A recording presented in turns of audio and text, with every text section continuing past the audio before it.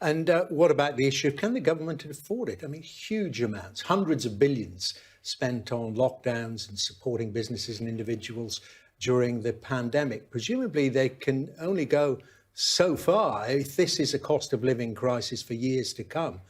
Does there come a point when the government can't afford it, when we as a nation can't afford it? Well, on the one hand, there is that, as you say, high spending during the COVID pandemic. But then on the other hand, there's things like the record energy company profits that we've seen, the huge gains that asset owners have made during the pandemic. They've seen their wealth go up enormously. So we do need to consider both of those things when we think about what the government can afford. And then if we look over the last 10 years, we've seen, a pretty stagnant economy, huge amounts of unprecedented monetary policy action to keep the economy just where it is. So I think the way of thinking where we're like, oh, the government can't afford to do this, it can't afford to do that, we need to rethink that. Yeah, but then the really big picture question, this is global, isn't it? It's caused by a multitude of factors. We've got war, we've got lockdowns in China, we've got raging inflation in the United States, so many other problems. It doesn't look like it's going to end anytime soon.